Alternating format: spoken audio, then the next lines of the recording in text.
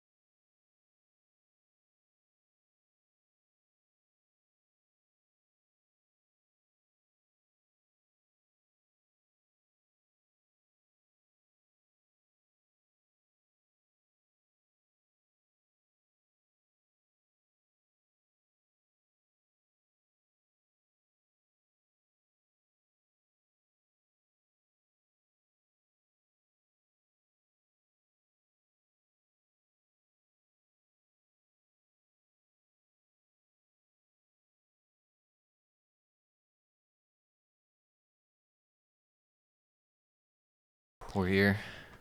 We're here. We're here. We're live for the 21st time this season.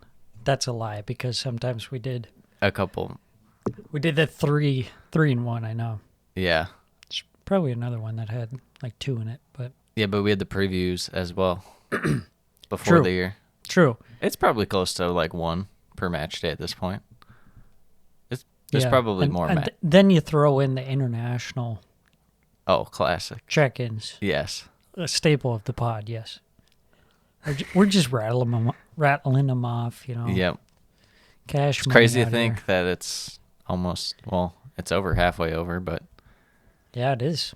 we got a busy month coming up. Transfers already happening. But Danny Rose already out of Watford. Watford, turnover FC. But before we talk anything about transfers or anything like that, like we got to talk about what just happened this last match week 21. Started off City, Arsenal, no Arteta. We doubted Arsenal. We gave him like a 5% chance. Yes. Backs against the wall. Nothing to lose. Let's hear the lineups. For Arsenal, Ramsdale, Tierney, White, Gabriel, Tomiyasu. In the midfield, Thomas Partey, Bukayo Saka, Odegaard, Xhaka, Martinelli. Up front, Lacazette. For Manchester City, Ederson, Ruben Diaz, Nathan Ake, Laporte, Cancelo, Sterling, Rodri, De Bruyne, Bernardo Silva, Mahrez, and up front, Gabriel Jesus. So yeah, getting into this one, it went quite a bit differently than what we were expecting.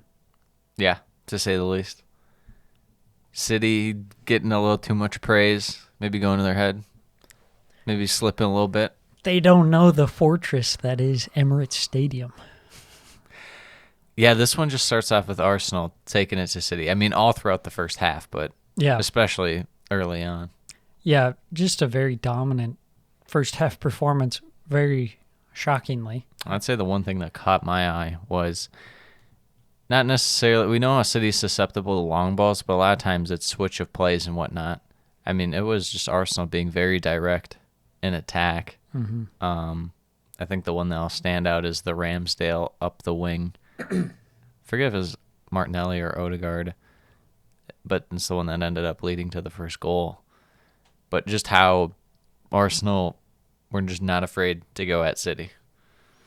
Yeah, really. I mean, this was so different than Arsenal performances in the past against big clubs, you know, where they just look kind of Sleepwalking at times. timid, not really feel like they're a true competitor in the game. Yeah. But this one, you would say Arsenal was the better team in the first half. Small club mentality. Not in this game. Not in this game. I mean, things are changing around Arsenal, and this first half was a testament to that, I believe. Yeah. First major note on this had to be the no penalty. The no penalty call. On Odegaard. Taken out by Ederson. No check. Well, I mean, there's the VAR check, but no official review. Yeah, it didn't. Stuart Atwell didn't go to the monitor and check it. What were your thoughts on this? To me, it looked like he got. Obviously, the ball changed direction, but that's because I think he hit Odegaard's foot, and Odegaard's foot went into the ball. Yeah, but I agree. There was definitely contact. It's got to be penalty for me. Not sure why they're not having Stuart Atwell at least a look check at that just to one. see. Yeah, because it's not a definitive no. That much. If you want to say it's not a penalty, then it's not. If you want to say it is, but just the fact that there's even question is enough to say, hey, go take a look. Yeah.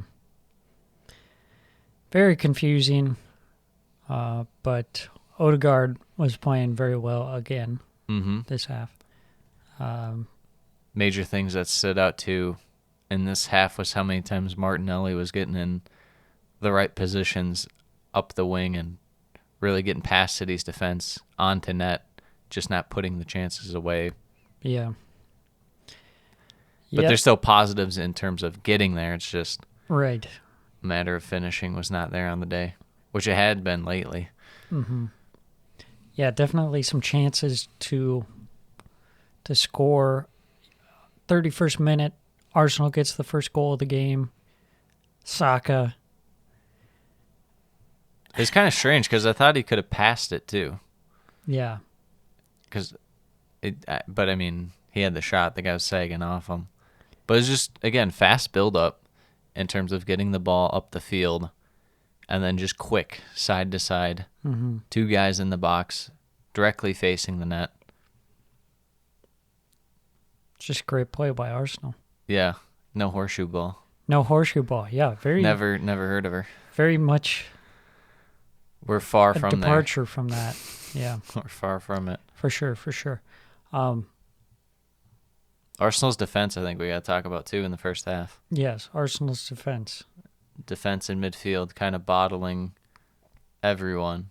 It didn't look like. I mean, you rarely see man marking, and if you do, it's very niche, and it's probably going to be a defensive mid doing it. But it felt like Ben White was wherever kind of De Bruyne was a lot of times, and if it meant that De Bruyne was going to go up the wing, they would have White rotate with, say, like Tomiyasu or Tierney to get on De Bruyne. Yeah, it was interesting because sometimes you have that feeling of Arsenal like, oh, like they're playing well, but there's still the chance that they could get scored on. Yeah. I mean, it didn't really feel like that in the first half.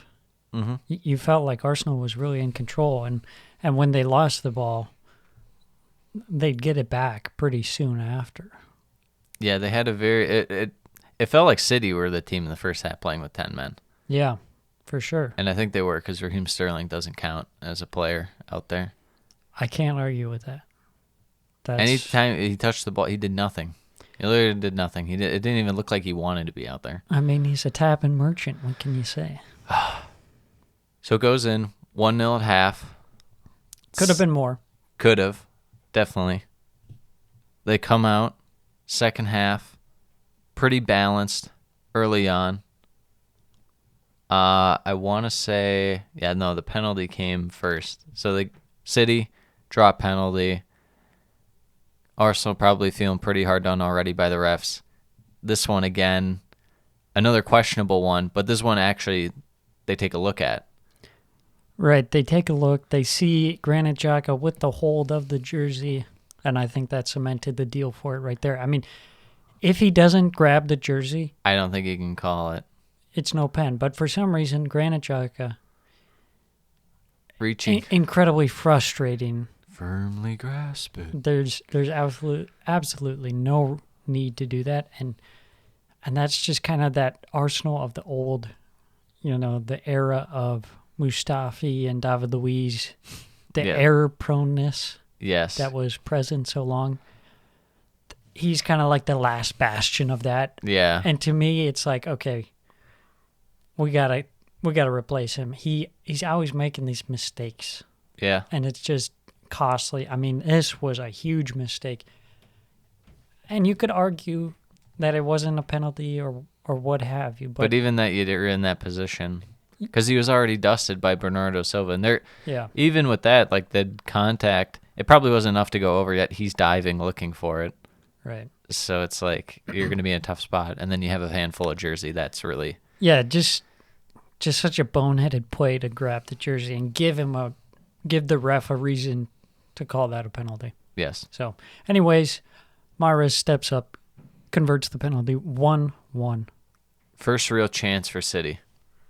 Has to be said. Maybe, I guess in the first half they had the one off a set piece and Diaz like missed it or he put it wide, but yeah, I mean even that's like a half chance at best. Like that part was where you saw Arsenal really exposed for the first time in the game. Mm-hmm. And then from there it was all just kind of chaos. City almost own goal. Nathan Ake, goal line clearance. Almost the own goal. And then Martinelli, open net, hits the post. No, he didn't even hit the post. It skimmed it, didn't it? I think it skimmed the stanchion. No. Well, it might have skimmed the post. Either way, he missed the open net. Huge turning point. Somewhere in the mix of the penalty, Gabriel, the center back, got a yellow card for dissent. And that comes into play shortly after the 59th minute. Another kind of error-prone mistake. He pulls down Gabriel Jesus in midfield. Tactical foul. Gets the second yellow card. It's got to be said, Jesus went down. Clear dive. That's the thing with City, though, is you have those players that they're always looking to go down at any chance. Yeah. Sorry, City fans. That's just how it is. I don't know what to tell you. It's especially this game. Yeah. This game was even worse. Yeah, I don't know. It's generally pretty bad in terms of even when it's like a goalless game, like Wolves when they were diving. Yeah. Like all over. Like it's just bad with City. But Gabriel to do that, it's not like it was going to be a counterattack, you know. I don't know. I don't like that, especially when you got the yellow before. If you hadn't got the yellow before, you know, it's whatever, but I don't like that play, especially right at midfield. Yeah. Like off a goal kick. It's not like Jesus was going to like run down the field and score, you know, by himself. Exactly. Just not a good decision, but I think that shows kind of the fact that Arsenal's very inexperienced. They're still not there. You know, one of the youngest squads in the league. Mm-hmm. That came to light in the second half, where you saw the more experience out of the Man City players. You know, they dealt with the moment better. Even with that said, this was probably Arsenal's most impressive game defensively to me. They, with 10 men, still held on. Had to make some substitutions. Holding comes on. They're doing a great job. 93rd minute. It kind of falls apart on them. You could just tell, like, that was going to happen just based off, like, the events of the game. Yeah. It's like, you know, City is getting a late winner in this Everything was going against Arsenal, and everything was coming up City. Rodri, 93rd minute. Unfortunate play by Holding to kind of sag off him just enough. Yeah. Rodri slots it, shirt off, in front of the fans. 2-1 City. They escape. That's a win that champions have. Yeah. You shouldn't have won. No one in their right mind watching that thing said he was the better team. And what did they do? They still win. Yeah. Even Pep admitted Arsenal was the better team. Yeah. And anyone who watched that game would say the same. Yeah. I wouldn't be too hard on City because Arsenal's still a very good squad. I think this game was more about Arsenal. And, you know, they had mess ups and, you know, I mean, it cost them 3 points, but they still looked really, really good. And this is just, even for the outlook for the rest of the year is still extremely bright. Yeah, I think the thing about this game was that, we've seen Arsenal's improvement so far this season, and it's been pretty good. But it's kind of like, where is the top end of that? And you watch this game and you say, I don't know if there is a top end. With this squad, that was a great performance. It was. I think as far as City goes, a little doubt might seep in, not about the title, but that, maybe their run of form is going to dip here for a little bit, but I'm sure that Pep will have them focused. They have a few big games coming up, including one against Chelsea next weekend. But yeah, heck of a game. We had some amazing matches this week. Yep. One of them was not Tottenham Watford. No, it was not. But we're going to talk about it. To the lineups. Starting for Watford, Bachmann in net, Troost Ekong, Messina, Cathcart, Serralta. That completes possibly the worst back four you've ever seen. In the midfield, Loza, Kensema, Sissoko, Kuchka. Up front, Josh King and Emmanuel Dennis, friend of the pod. Yep. Starting for Tottenham, Lloris, Davison Sanchez, Eric Dyer, Ben Davies, Reguilon, Højbjerg, Emerson Royale, Ollie Skip, Heung-min Son, Harry Kane, and Lucas Moura. Yeah, a lot of this game was... You kind of figured it would be bad because Watford can't hold the ball, and Tottenham, when they have possession, are just not good. Yeah, it's kind of that Antonio Conte, kind of hold on to the ball, but... It's very much like Conte's first game against Everton, and it's just going to be gross. It's painful. Yes, to say the least. Yeah, first half, Tottenham with pretty much all the possession. It was pretty much just them forcing it down the right-hand side, getting Emerson Royale on the ball, and then he'd try and cross it in or something like that. But they didn't really have too much success in that regards in terms of getting any real clear-cut chances until, 26th minute they forced Bachmann into a nice save. And then the 31st minute, Kane had a good chance and then misses wide. But that really came from Watford just giving the ball. God awful play out of the back. Why are they even doing that? I don't know. They don't have the quality of players to do these things, and yet they force it upon themselves. Yeah. They should only counter. That's all they can do. Right. Yeah, so not much going for Watford in terms of attack in the first half. So goes into halftime 0-0. Pretty uneventful half, I would say. Second half, things start to heat up. Kane forces Bachmann into another save. Probably Daniel Bachmann's best game of the year. Yeah. Made some big-time saves. Yeah, I'd agree. And then shortly after, Lloris makes a nice save on Josh King. And then one of the strangest moments of the season, the 61st minute, the referee blows for the advantage when João Pedro is through on goal. Yeah. For absolutely no reason. I think it was 2-on-2, if not 2-on-1. He got past a couple defenders, I know that. He's upright, has the ball at his feet, can play a pass, can play a shot, and the ref blows it dead for a free kick on the edge of the box.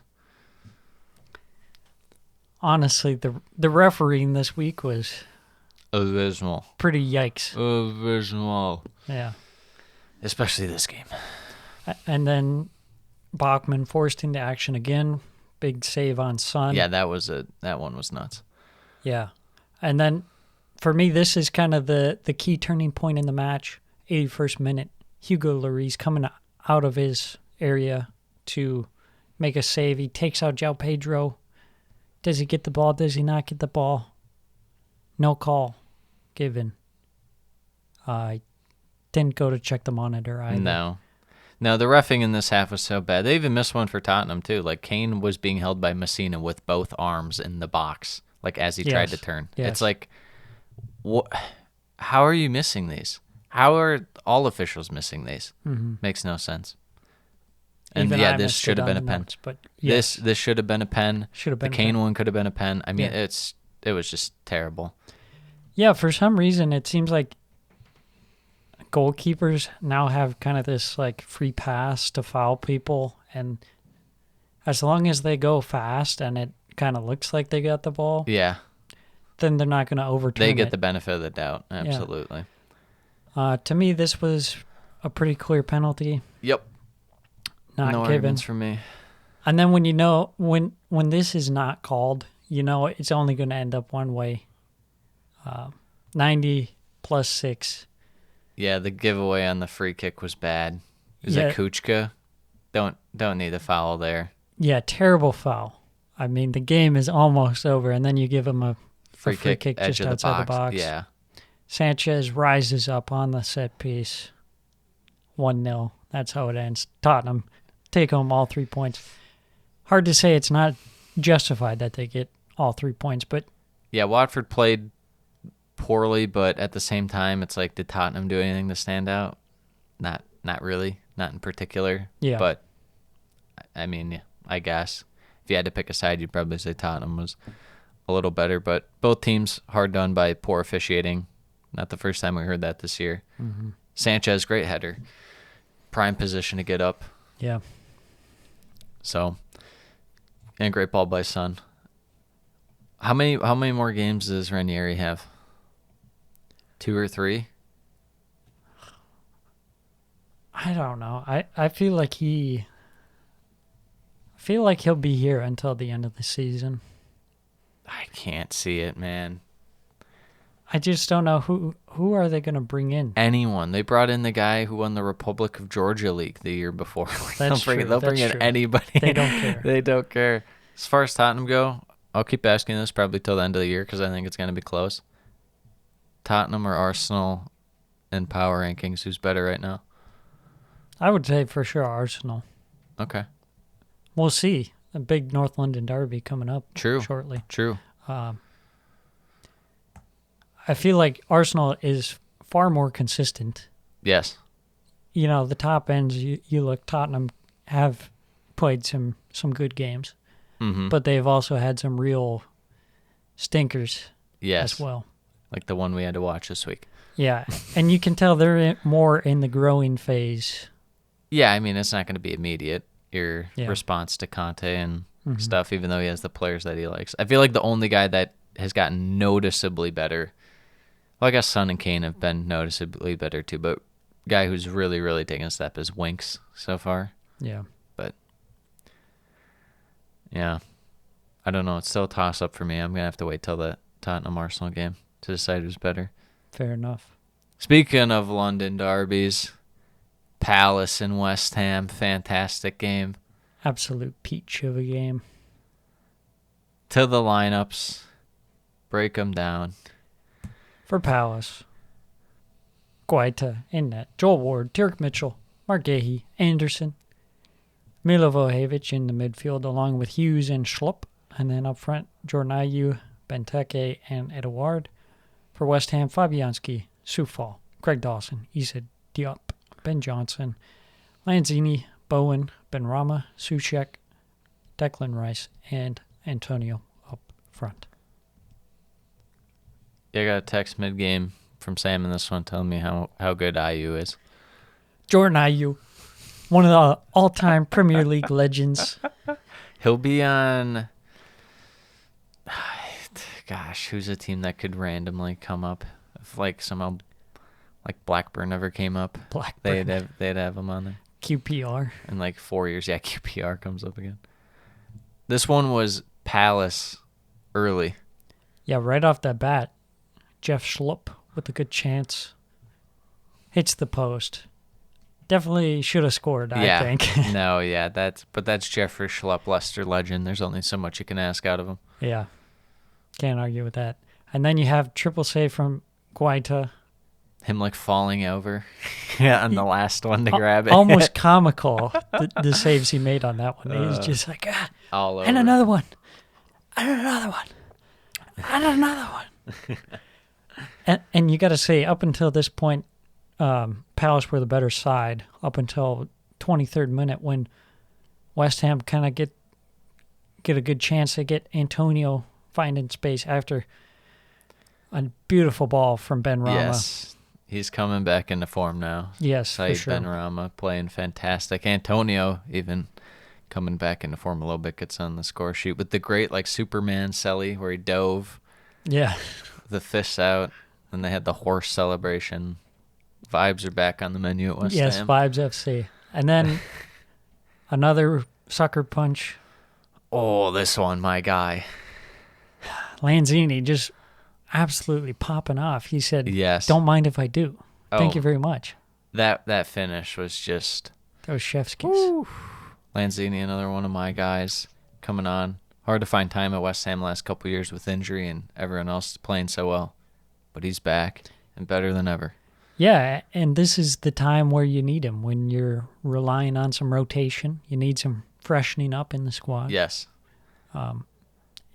I feel like Antonio, he had kind of a break. He got dropped for a match, and now it seems like he's starting to Refreshed pick a up little bit. his form. He's looking more refreshed. Yeah. Yeah. So, yeah, Palace find themselves down 2-0 after 25 minutes when they started the match off pretty nicely. Yeah, getting a bunch of chances, just not taking them. Happens in the 32nd minute with Edouard, too. Yeah, another one where they should have scored. Palace, you're killing me.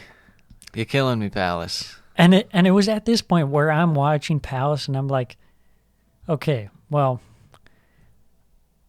I feel like it's kind of justified because they started Jeff Schlupp, Jordan Ayew, and Christian Benteke all together.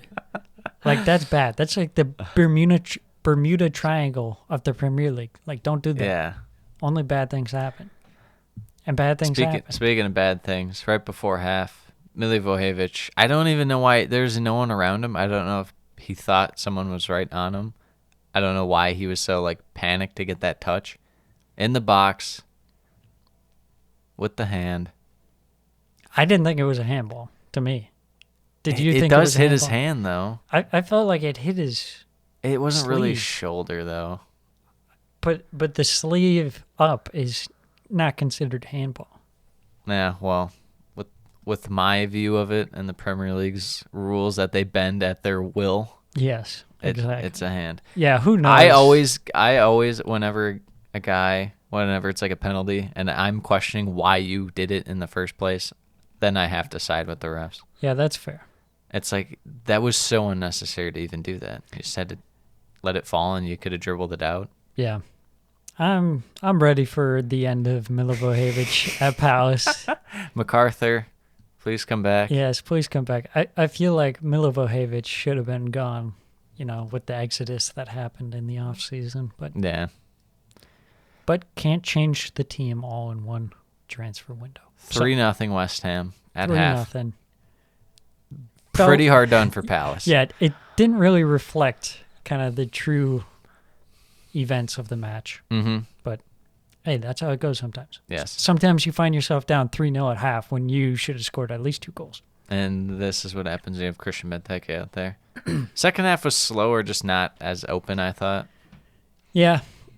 Yeah, you could tell there just wasn't that's part the of same West energy. Ham's up 3-0, so they're not going to be going for it as much.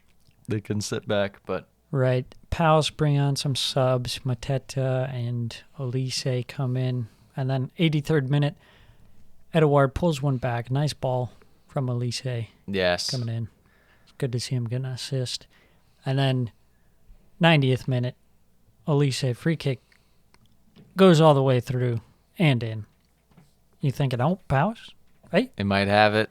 Is They it might possible? have it. Is it possible? And then 90th +4 minute, Mateta on the bike. What a magical chance.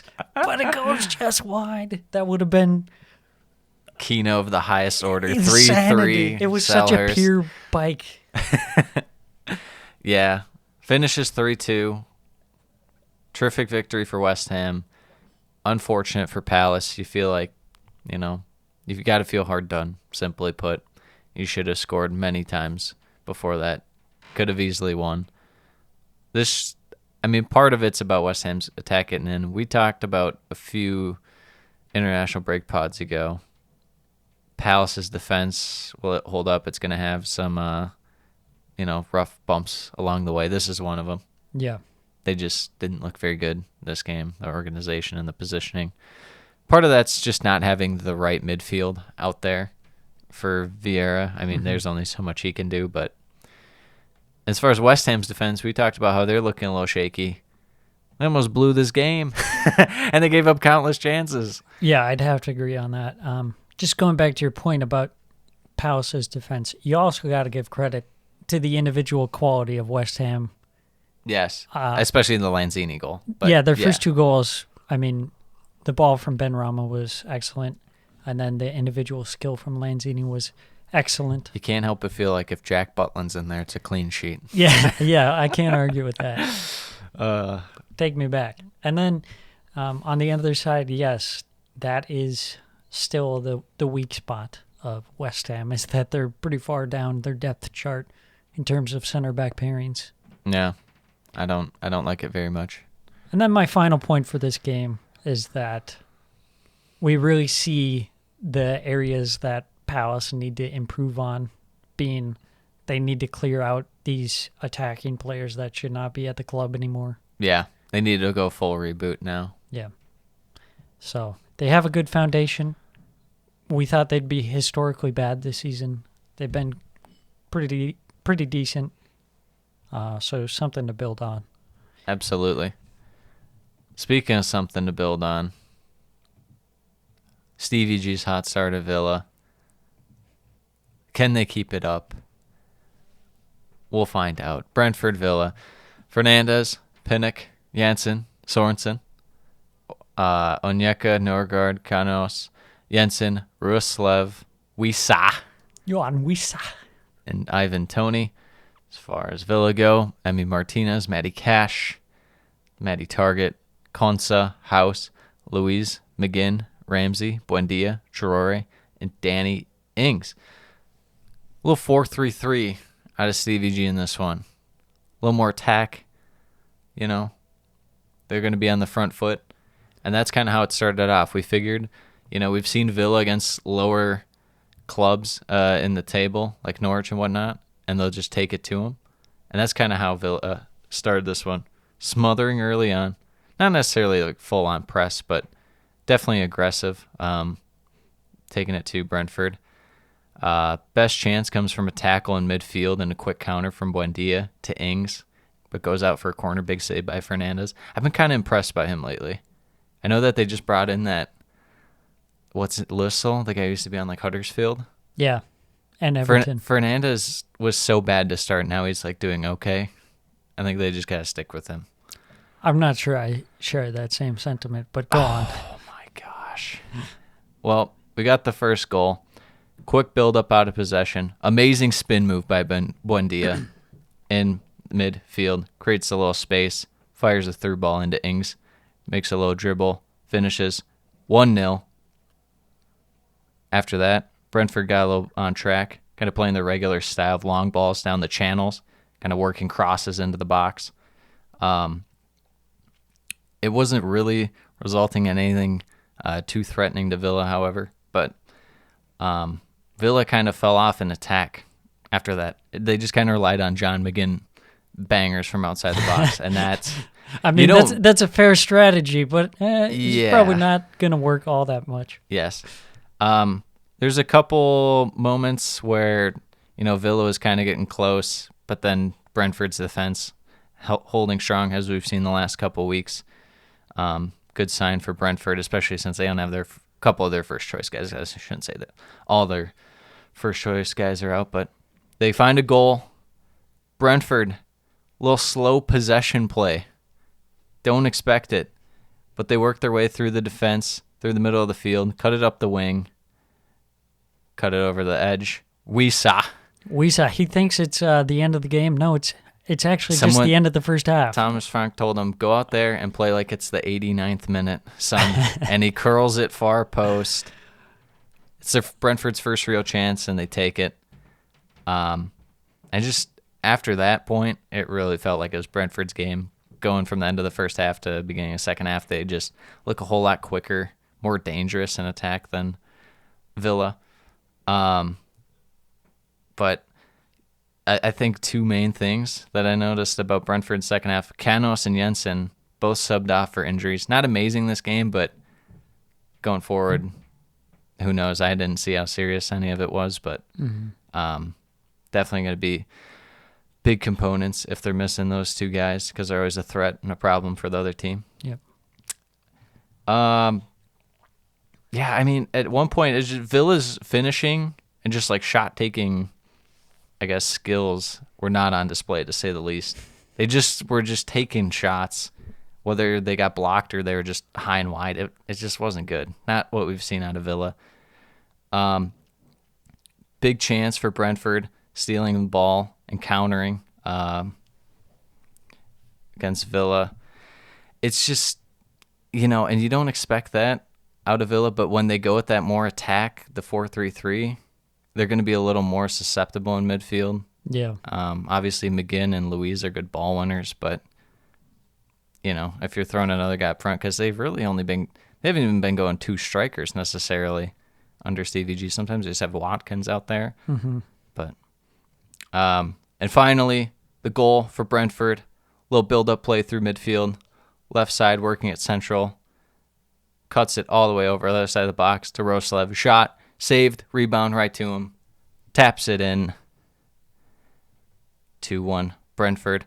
But Villa, 85th minute, big chance for Ings.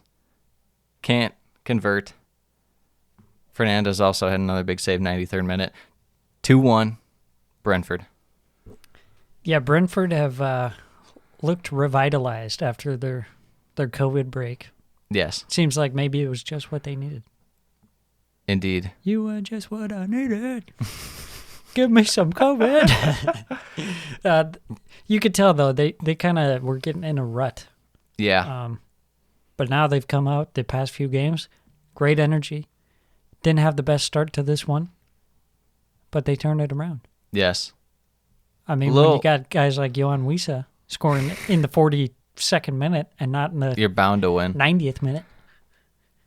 Yeah, I don't know. I would say the one cause for concern for Brentford would be Tony's kind of been invisible at times lately. Yeah. I don't know if I like that very much. No. And as far as Villa go, I don't know. It's a very Southampton-esque performance from Villa. They played very well in the first 30 or so, and then it kind of, or 25-ish, and then they just fell off. They just looked flat for most of the game. That's the new term, pulling a Southampton. Yeah, Southampton-ish. But a big win for Brentford.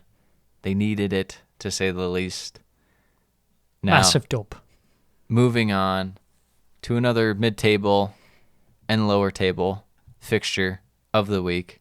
Who's who is the question. Brighton's definitely mid-table and Everton's definitely lower table. Ouch. Pickford, Kenny, Holgate, Keane, Godfrey, Coleman. Ew. Wow.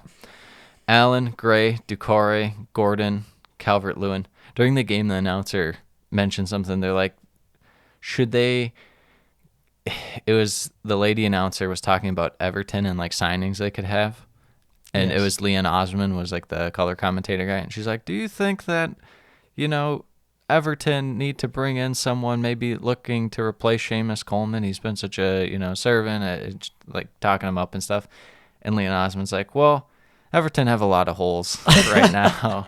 And it's definitely a high concern to replace Coleman, but they have a lot of holes that they need to work on right now. It's Seamus Coleman's your first concern, lady. That's who you need to replace. You don't even have a real midfield. Yeah. Good to see Calvert-Lewin back, though. Yep. As for Brighton, Robert, Sanchez, Cucurella, Webster, Dan, Byrne, Joel Veltman, Basuma, McAllister, Mwepu, Lallana, Maupay, Trossard. I just want to say before we get into this, when I was making the team of the week, I think I had 3 or 4 Brighton guys in the team of the week, and I was like, okay, I got to limit it to 2.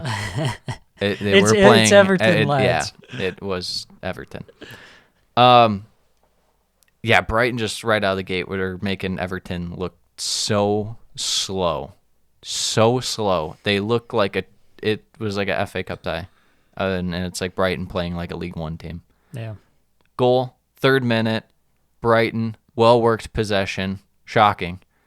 high-quality passing sequence constructed with through balls, first touch flicks across, and a looping header on as a pass. Yeah, All four. That's the Brighton we want to see.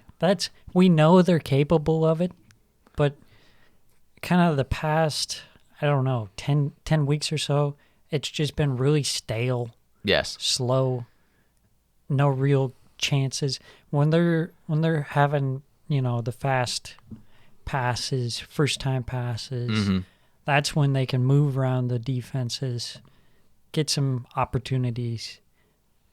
Because really they need to do that because they have guys who aren't necessarily like your typical goal scoring type. Yes. They don't have that one forward who's going to score all the goals. It's kind of like a contribution from everyone helping out. Like you get a few, you get It's a few. a little platoon action. Yeah, and they had been relying so much on Trossard. Yes. Finally have someone else step up. In this game, it was McAllister. Yeah. Yeah, Everton just right off the bat stretched, and they're just behind on like each play of the sequence. They were just like a whole step behind. It'd go right wing, then they move, and then the ball's already to the middle of the field, and then they go to and then it's already on the left. Just so slow, so lackadaisical by Everton, and just the sloppiness continues even after the first goal is conceded. Second goal, more possession, led to a driving run by Basuma to win a corner. Off the corner with a flicked on header. Who's at the back post, Sam? None other than Dan Burn. Dan Burn. You know him. You love him. He's tall. He's mighty. He attack. He defend. After that, Everton actually had some life to him. They came down very quickly, put some pressure on Brighton. They draw a penalty. Oh. Anthony Gordon crashed into the back as the ball is leaving the box. I don't know what Mwepu was doing. Yeah, that one was a clear pen. Just right in the back. Calvert-Lewin steps up and you think, oh, this will get Everton back on track right here. And he missed. The state of Everton. Calvert-Lewin out of form, puts it high. Yeah. Bobby Sanchez is intimidating in net, to say the least. He's got beautiful eyes. Gordon was definitely the most dangerous for Everton this game. I don't know how that guy's like their second best player, but he is. That's exactly what I was thinking. I was like, the state of Everton when Anthony Gordon comes in and is automatically like the best player. Yeah, not good. Jeez. Everton was just pinned like the whole first half too. Brighton was constantly winning the ball back in their attacking third over Everton's defensive third. Just the whole half. Second half, Everton, more of an attack presence off the bat. And we have another goal.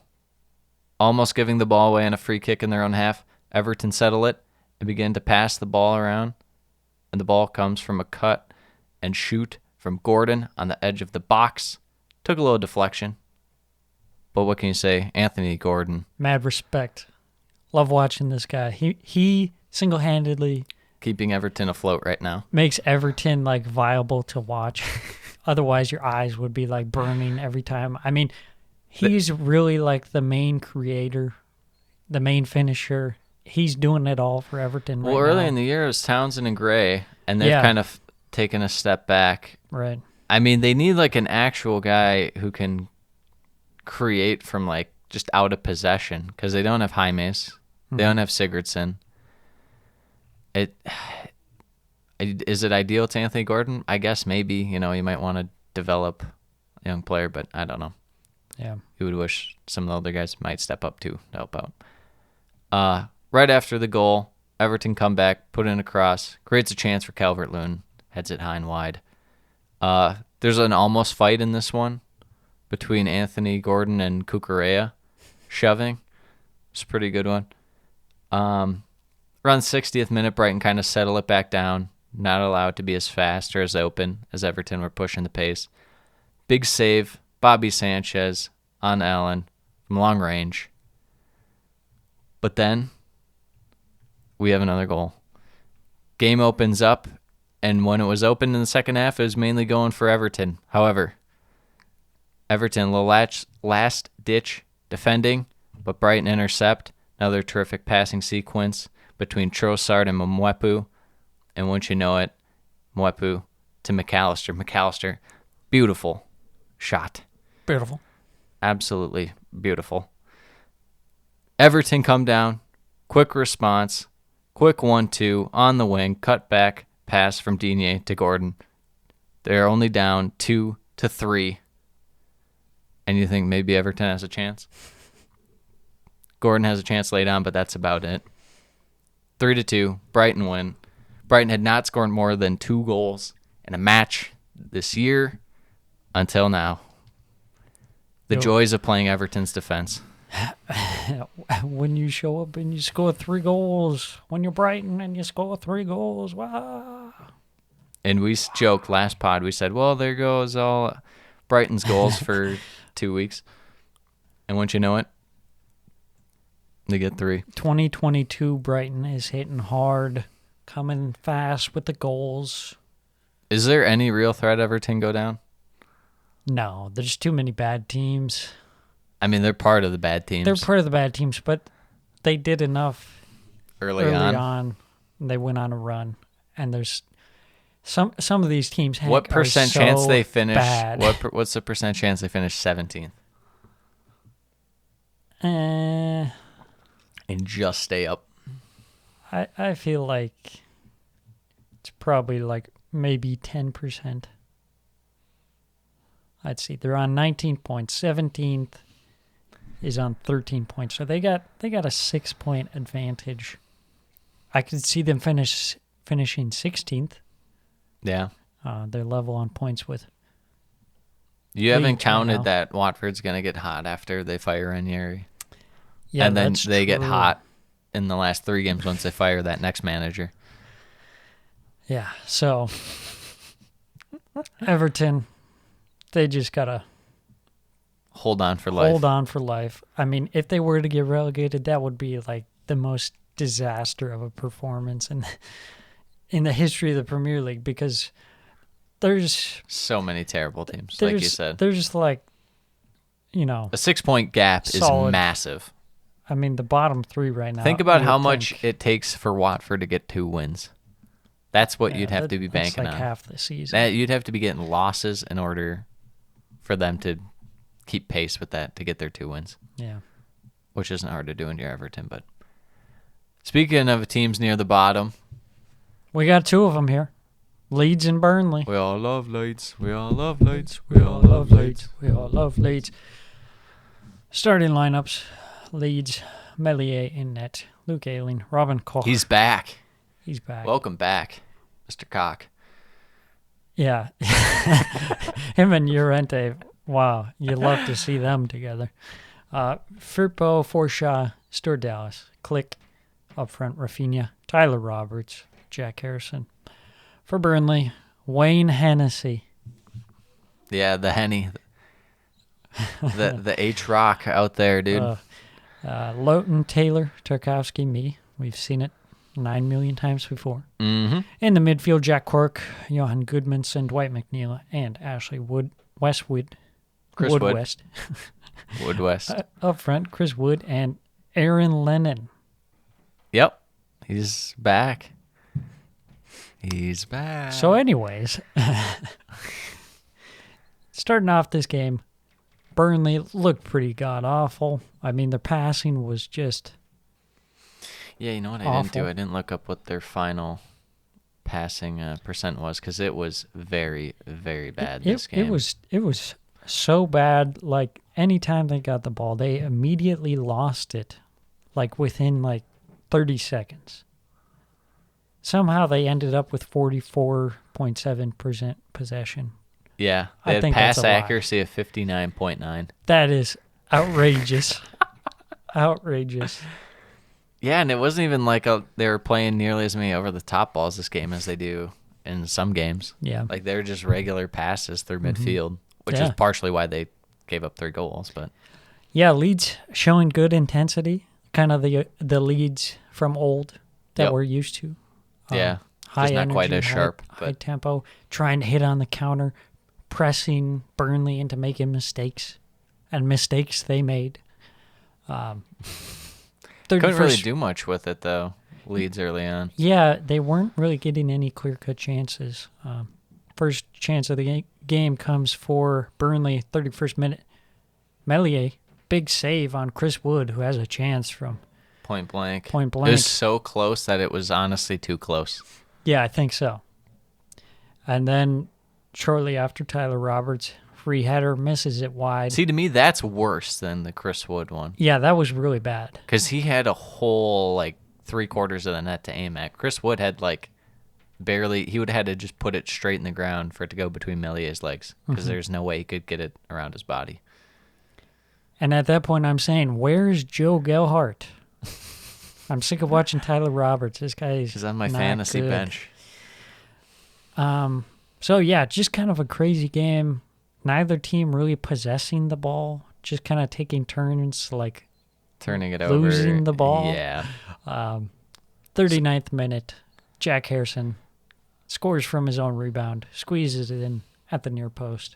Bad play from Tarkovsky.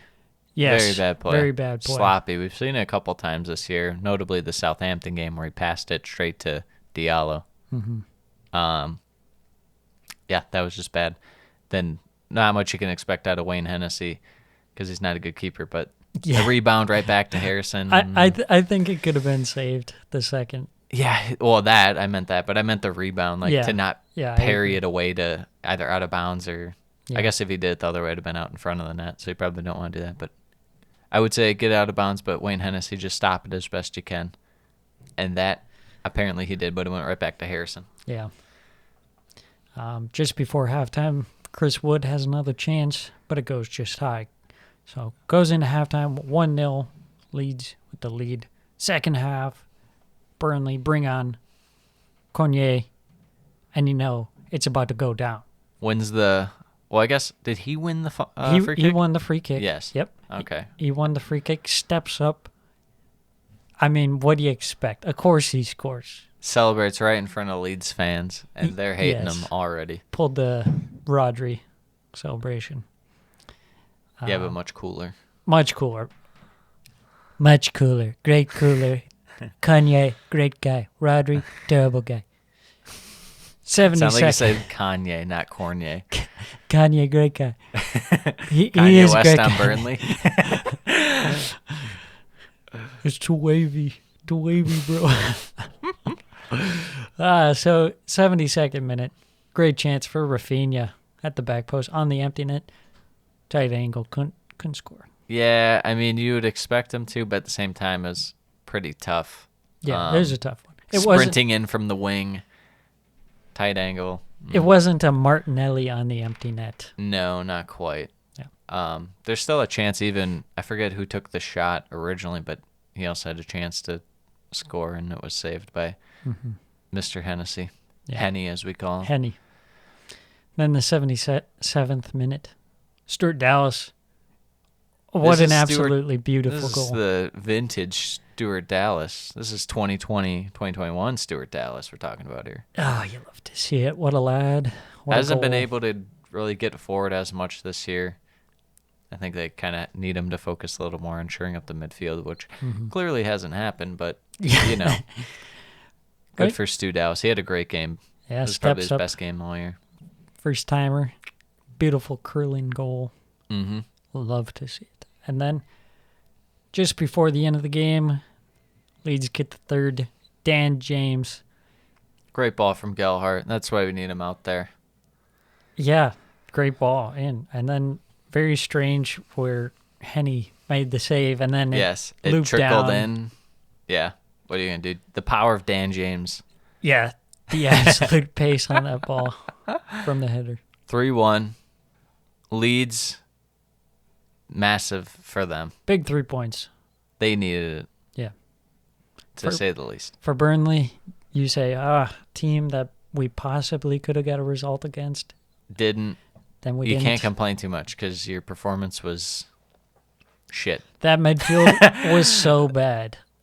When you're I couldn't name anyone on the team besides I think Lowton had an okay game and Taylor had an okay game.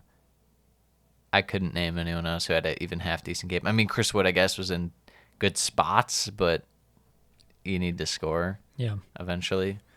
Yeah, and it's like you have this midfield and you're trying to get the ball up to Aaron Lennon. Yeah. What kind of game plan is that? Don't ask me.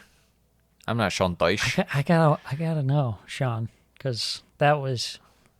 Sean Dyche is going to need a nice loan or cheap signing in the We're going to have to window. loan out Sean Dyche. I was thinking they bring in someone on loan, but Sean Dyche, there should be managerial loans. Sean Dyche loan to Man U. Fixes them right up. Chelsea, Liverpool, supposed game of the week. Big one. We came in figuring draw, and draw it ended up being. To the lineups: Ed Mendy, Antonio Rudiger, Thiago Silva, Trevor Chalobah, Marcos Alonso, N'Golo Kante, Mateo Kovacic, Dave Azpilicueta, Pulisic, Mount, Havertz up front. Liverpool: Kelleher, Van Dijk, Konate, Shimikas, TAA, Fabinho, Milner, Henderson, Mane, Salah, Jota. This one starts out hot and heavy. Defense is open, begging to be scored on. First chance fell to Pulisic. The pride of America. He gets stuffed by the pride of Ireland. What a fantastic save that was, though. To have that composure, to get that fist. You have to score that. You're one-on-one with the keep. Yeah. Whether you dribble around him and take the long touch or you just slot it around, you have to score from there. Mm-hmm. It's not like, it's not Chris Wood and you're too damn close to the goalie. You had good space. Gotta score that. Yeah, but that's just a player low on confidence right now. Seeing Pulisic in that play, you say, wow, you just got styled on by a backup like Irish 22-year-old goalkeeper. Yeah, dude. Oh, and you're worth how many millions of pounds? Yeah. Psych, not. Mad respect to Kelleher. I enjoy watching him. He's got swag.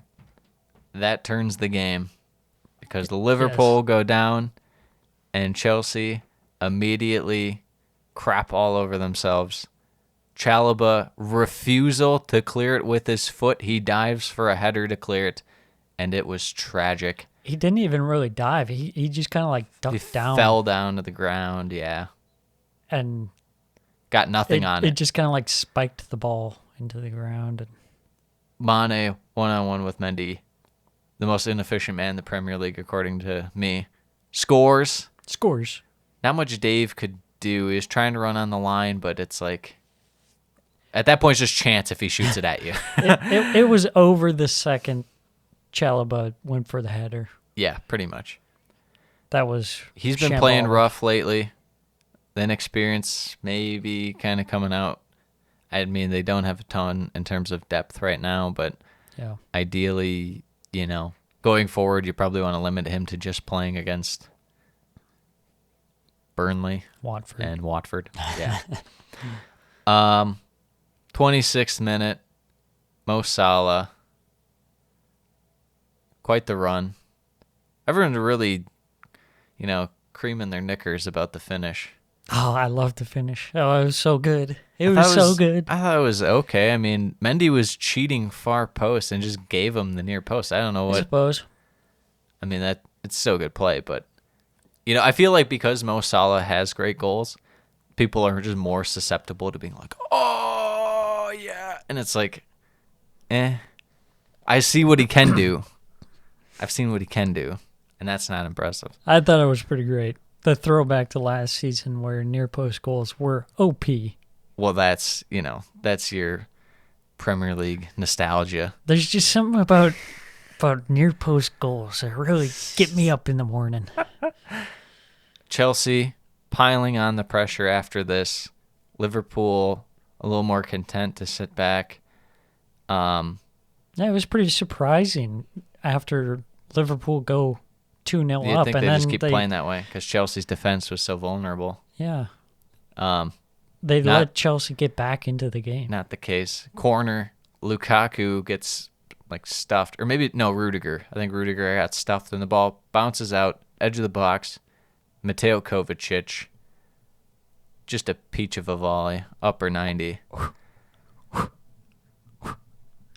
You don't see it every day. That was something to get out of your chair about. That was mint. That was poggers, I dare say. Yeah.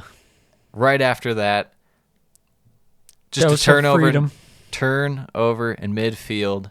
Great ball by N'Golo Kante over the top to play in Pulisic. Runs under it. Kelleher, nothing you can do about that one. No. That was very un-Pulisic-like. He finally just put on the try-hard pants and said, I'm going to score this. He said, next time they're buying my jersey on Pawn Stars.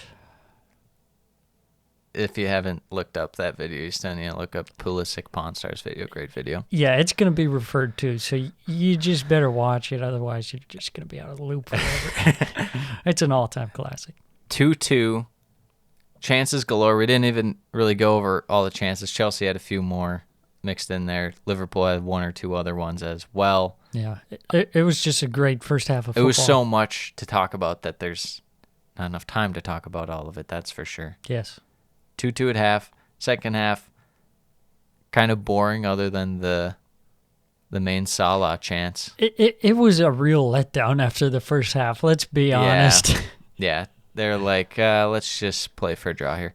Salah almost had a chip, not quite from midfield, a little past midfield and to Chelsea's attacking half. And Mendy diving backwards, big save. Yeah, very clutch from Mendy.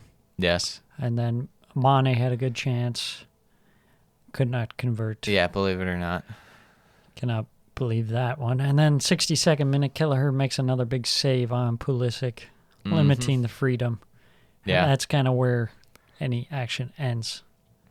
Yeah, I would say that the second half was mostly Chelsea minus the one or two chances Liverpool had, but Chelsea kind of felt, we're like, okay, we just need to kind of get out of here because we don't want to mess around with Liverpool's attack. Yeah. I don't know if, you feel this way about Liverpool. I think Konate's pretty bad this year. Yeah. He's been a major disappointment. Yeah, I can't argue with that. Given what he was supposed to be from Leipzig, I mean, he's viewed as like a top-tier center back, but he has not been that. They definitely like Van Dijk and Matip more as the preferred center back pairing. Right.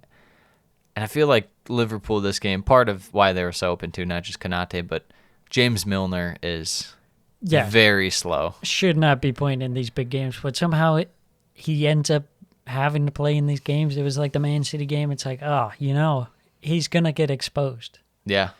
It's a guarantee, 100%. You can be that unathletic and know where you're going and stuff if you're playing a not very good team. If you're playing Chelsea or City or the likes of them, he might be smarter than some other guys on their team, but their athleticism's going to, kind of prevail over where his knowledge of the game is, to say the least. 2-2. What is your takeaway? Did you have any takeaways from this one? My takeaway from this one was very disappointing from Liverpool after they go 2-0 up. Yeah. And allow Chelsea to get back into the game. I mean, when it was 2-0, you're thinking, wow, this is Liverpool beatdown incoming. Yep.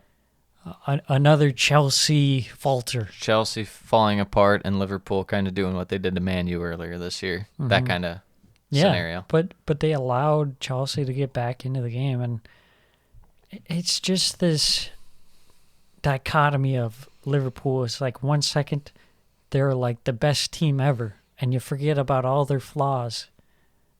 And then the next second they look pretty average. They're allowing N'Golo Kante to pretty much have his back to the center back and play an over-the-top ball to Christian Pulisic, and no one's with Christian Pulisic. Yeah. Yeah, it was very, very strange. And part of that is just the lack of defensive aspect from midfield.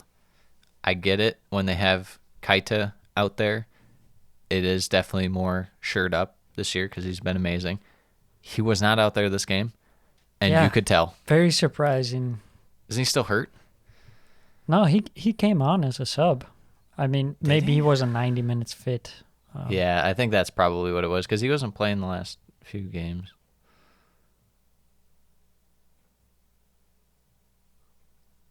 Well, when you're bringing on Curtis Jones. 69th minute he came on for Milner. When you're bringing on Curtis Jones. Yeah. It's not good.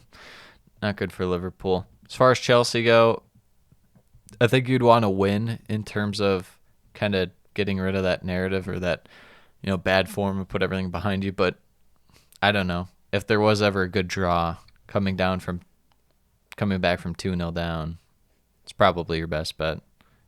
I agree completely. Then they had this midweek game in the EFL Cup against Tottenham and absolutely thrashed them. So maybe Chelsea back on track, but you can't say it too soon. You know who's not back on track, Sam? Ole Gunnar Solskjaer's Manchester United. Ole's not at the wheel, but it still feels like he is because it's just the team that sucks. United is like when you're riding a bike and you ghost ride it, you jump off and it's still going. That's same thing's happening. They're still going like the same way they were going, and you see they're headed for like disaster. Ole's gone. No one's steering this team, but they're headed for disaster. After this podcast, we're gonna ghost ride the whip down Sam Street. Yes. That's what we're going to do in honor TikTok of. challenge. In front of, we're bringing it back. It's 2005 all over again. As you can tell by the guys who are playing in these Premier League games like Aaron Lennon. Yes. Wolves, United, De Gea, Phil Jones. Did someone say like 2011? He's back after like 715 days or something. The longest time in between someone playing that didn't get loaned out. Yeah. He set a record. Phil Jones. Everybody, applause. Applause.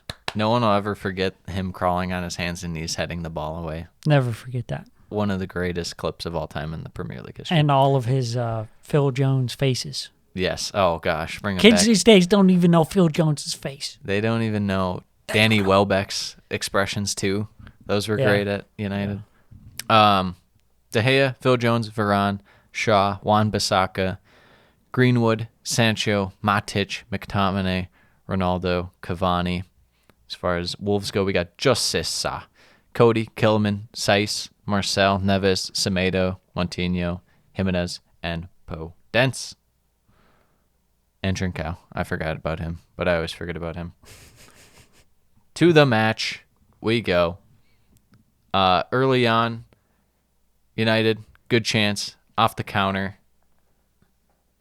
But nothing really going on in terms of from their possession. Podence had an early shot on target as well. He was very busy this game early on.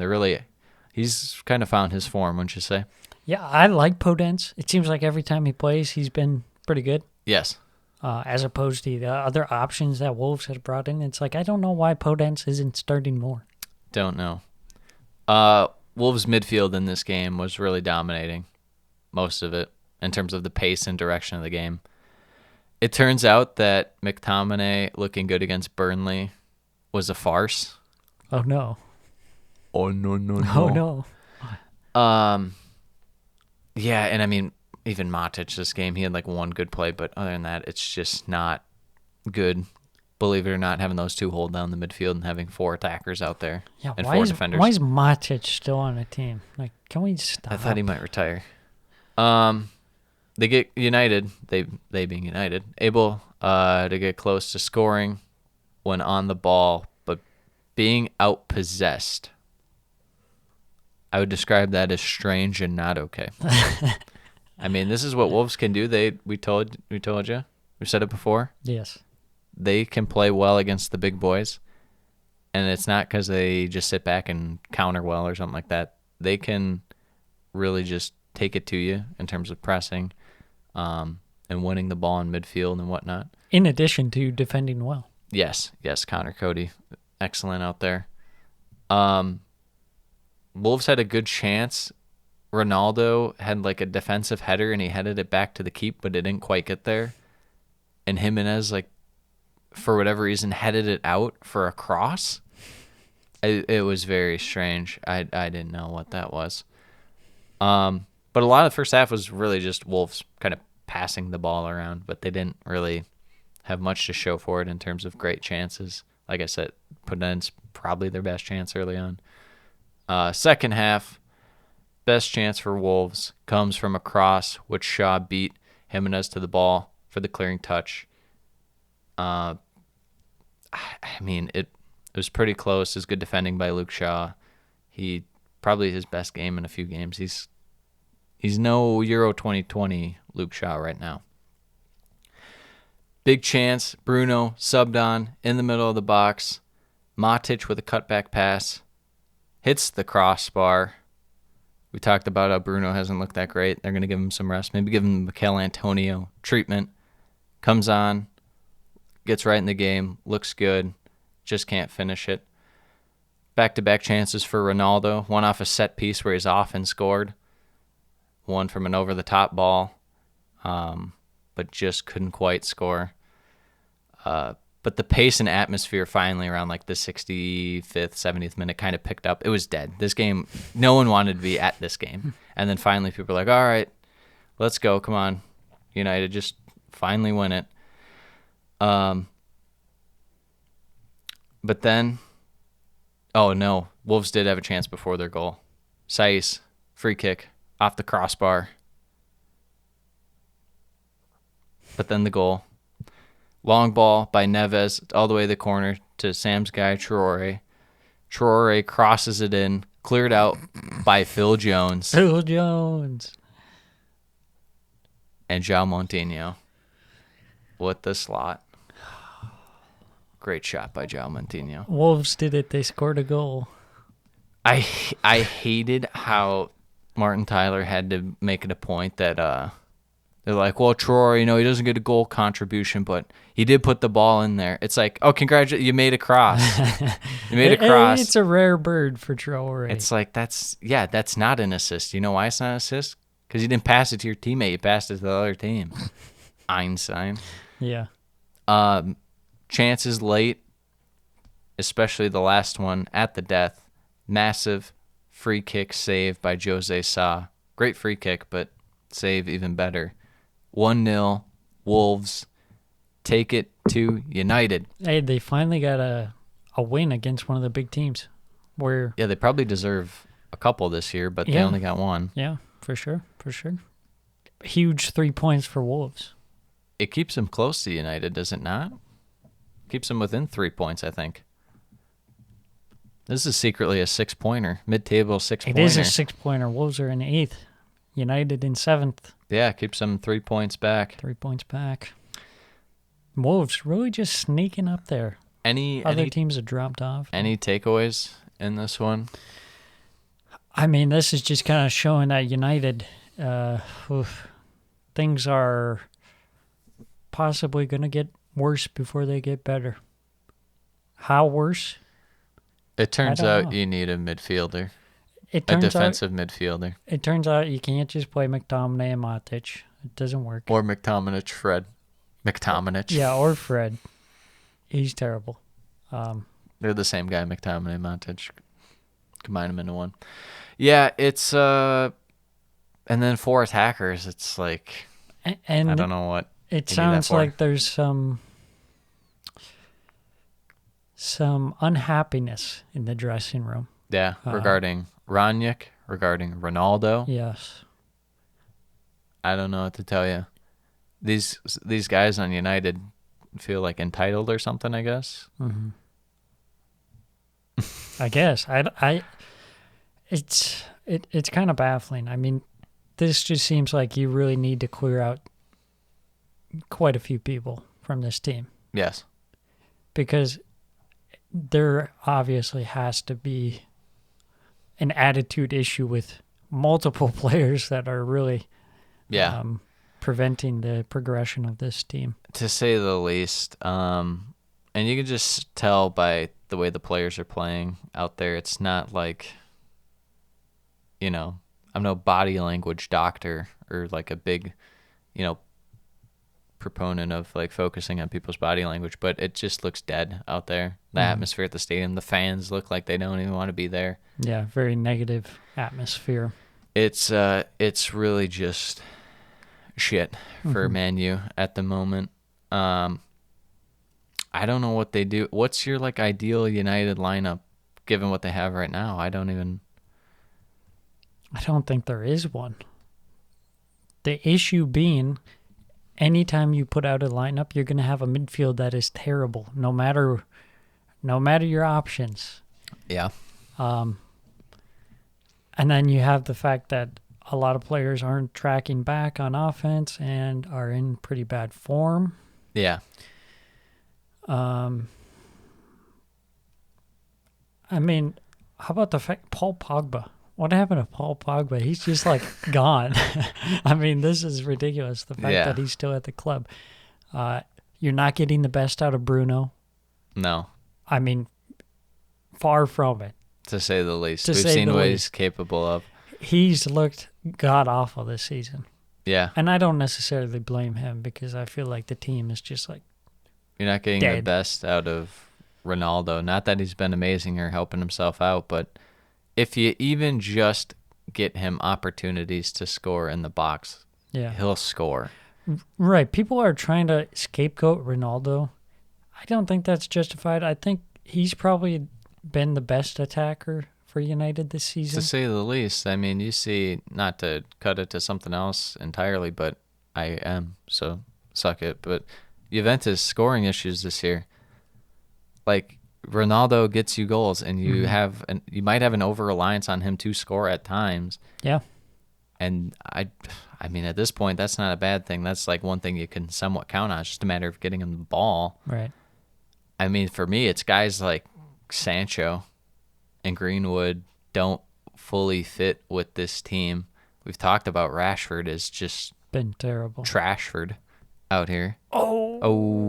Sick burn. But yeah, no, I mean, the number one thing is midfield. You need not just a 6. You probably need a regular just 8, which is like, how is Van de Beek not good enough to play? I mean, he's slightly more attack-minded, I would say, but he's as close to an 8 as you have. Yeah. You're going to play Matic? You're going to play Fred? I feel like if you play Van de Beek and McTominay, you got to have a midfield 3. Yeah, and Bruno's not really the third. No. But, I mean, I'm not saying, you have to play McTominay. Well, who are you going to play? Well, what does it matter? But you should be playing Van de Beek. You're going to go with a revolutionary 4-6 lineup. Yeah, that's the only way to do it. No, it's... The way I see it is that United have a big project ahead of them, and they need someone to guide them through this project. Is Ranić the guy? I don't know. Maybe. Is he going to appoint himself manager in the summer? Because he has the power to do that. That'd be pretty funny. I don't think he will. I wouldn't want to. They need a lot of rebuilding. They have the highest wage bill in the Premier League, and they're in 7th and playing like garbage. Maybe they shouldn't buy guys that they don't need. They bought luxury items. Yeah. You don't need to be buying Jadon Sancho when you're not like a full counter attack. They didn't even counter that much under Ole. Why did you buy Sancho? Mm-hmm. Like that was a lot of his thing at Dortmund, was his ability when it's open, he can, really spark a 3-on-2 and stuff. And you're not seeing that. You're not going to have him just in possession work on a guy on the wing. Even if you're playing like Burnley or something, it's just not going to work as well. Yeah. I think he did have an assist, I think, against Burnley, but that doesn't matter. There were a lot of people who just saw his numbers that he was putting up in Germany and were like, oh, he's good. Yeah. He's English. Let's buy him. Yeah. Without considering differing play styles, which is huge. I mean, no one holds a back line as high as shitty German teams, probably even as like Brighton is like the best example in terms of like the worst teams in Germany will have a line like fucking Brighton. Mm-hmm. Like no one in the Premier League is doing that in terms of like look how far back like Brentford sit. Imagine Burnley and Newcastle, how far back they are. Like Yeah. you're not gonna be open as much. So his Yeah. ability to stretch the field with pace is going to be severely limited. Right. It's definitely a different style of play, and people didn't really consider that. Got all up in arms when he wasn't playing for England. But that's like kind of a thing too. International football teams aren't going to play a high back line. Yeah. Um, So I'm saying luxury item. yeah. They didn't really need him. When they needed a midfielder, they're Yes. like, the best I can do is a Ronaldo and a Sancho. Unless they genuinely went in the year like fully relying on Pogba for some reason. Yeah. I mean, that's the only explanation, right? Mm-hmm. They're just like, yeah, we'll go with him. I mean, he started off hot, but it's like he's a playmaker too. You don't just have like a ball-winning midfielder out there. Yeah. They really need like you've brought up McGinn before. I would even say a Basuma would probably be good for them. Yeah. Might not be necessarily what you think of as like Man U quality, but he's still pretty damn good and much, much better than anything you have. I wouldn't consider Fred or Matic Man U quality. That's true. As far as the defense go, I wouldn't say Varane is toast, but he's a lot more toasted than I thought he was. Wouldn't you say? Yeah, you can't argue with that. I guess there's a reason Madrid let him go. Right. I mean, he's on the wrong side of 30, making crazy wages. Yeah. He's got the injury problems popping up. I think the saddest thing for United is De Gea. If you told me at the beginning of the year, it's like, yeah, De Gea like comes back and plays amazing, and United's finish in like a Europa League spot. David De Gea is like player of the year, and they finish Europa League. I'd be like, wow, hell of a season. Things are strange at United, to say the least. Anything you want to say about Wolves? Yeah, let's talk about Wolves. Respect for Wolves. They've been kind of the steady eddies of the Premier League. You look at teams around them, the teams around them have had, quite a bit of ebbs and flows. Brighton started off hot. Leicester's faded. been Leicester, pretty dookie. Who knows what Leicester is? Brentford, decent Palace. start. Poor Palace. Villa kind of fallen off at times too. So, but you feel like Wolves, it hasn't always been great. Yes. But it's consistent. Yes. And they don't concede too many goals. No. So that's always a good start. Yeah. It just kind of comes down to if they had a little more, if someone was a little more clinical in front of net. And you'd say Jimenez, but, given what he's had to go through, not to mention they're expecting him to play a different role. They need a guy like Traore to step up, which won't happen. Or a guy like Trincao, not going to happen. Podence has been okay. He's more like a Leo Trossard kind of guy. He's your secondary playmaker dude. Shouldn't be relied on as your first. So we'll see. Maybe Chan can get back into form, but again, he might just be a secondary dude for you. So, but you know what? Good for Wolves. But I will say one thing that annoyed me is how people were like, they have 14 goals and they're averaging 2 points per goal and they're expected to go. It's like they have 14 goals. Okay, I like Wolves. I enjoy watching them. They have 14 goals.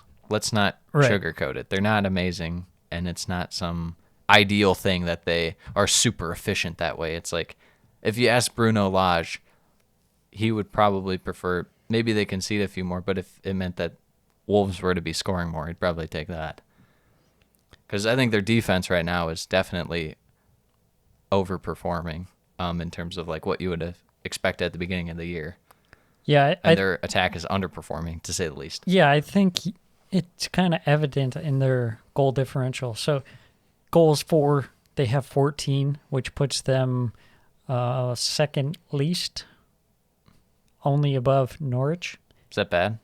And then goals against is also 14, which puts them one behind City. One behind City. So you have this like strange balance, and that I feel like that kind of explains Wolves' season so far. If I had to talk about one hypothetical with them before we move on, I wonder it would be how what their defense would be like, say, if they took some more goals early on and stuff. In terms of, like, or would they be susceptible to blowing leads and just sitting back, or if they'd play the same, or... Yeah. I wonder what that would look like. But we'll never know because they only score so many goals. That's right. Moving on. We do have a team of the week this week. Let's hear it. Jose Sa in net. Stu Dallas. I had to go with the Arsenal defender, but I didn't know which one. I went with Ben White. Respect. It could have been Tomiyasu, who played well. Could have been Tierney. He was playing pretty well, but went Ben White just because he had to deal with a lot of the De Bruyne out there. Dan Burn. Dan Burn. You'll love to see him in the team of the week. Went Davison Sanchez. Almost have to. Pretty much won his team the game, for God's sakes. Didn't do a ton in defense against Watford. We got Ruslev. We got all the game winners out here. Kovacic. Excellent game. Did the best he could in terms of controlling the midfield. Had a hell of a volley. Lanzini, 2 goals. Just absolute banger for one. Anthony Gordon. There you go, Everton. There you go. I was waiting for it. McAllister as well. I wanted to put Basuma in the midfield so bad, but I couldn't. Too many goal scores. Yeah. And then for attack, I went Salah, but I didn't really know. There wasn't like an outstanding striker this week. Yeah. I thought about going Danny Ings, but I couldn't because he missed a couple too many chances that he could have scored. Mm-hmm. All right. We move on. Last week, we accidentally did predictions too soon. We don't understand how a calendar works. Yes, we did the predictions for Southampton, Brentford, Everton, Leicester, and then West Ham, Norwich. On last week's pod, if you want to hear about the previews of those games, you can just go back and listen to the end. We're not going to redo those. If they were really good games, we might, but you can listen to the end of last week's pod to hear those. Because, I mean, virtually everything holds up in terms of play style, preview, and whatnot. It's not like there's a dramatic change. Mm-hmm. It's not like, Everton like to hold the ball now, and that changes their dynamic with Leicester. But Everton are fantastic. All right, so here's what we're going to do. We got 3 games next week. Southampton, Brentford, Everton, Leicester, West Ham, and Norwich on Wednesday. So next Thursday, we're coming at you with a pod breaking down those 3 games. And then we're going to talk about, everything else that's going on. It's the winter window. We got transfers. Danny Rose is never going to play again. He's terrible. He's going to Milan. We'll catch you up. He's on the first flight to Milan. So we're going to catch you up on everything that's going on and see where teams are sitting. See if maybe there's some spicy rumors. Yes. Talk about the spicy meatball. Maybe Man United brings in a midfielder. No. You went from Italian to Russian. Like you just transition. It is a spicy vodka meatball. So that's what we're going to do. We'll catch you next Thursday for another episode of the Premiership Perusal podcast. Until then, signing off. Adios.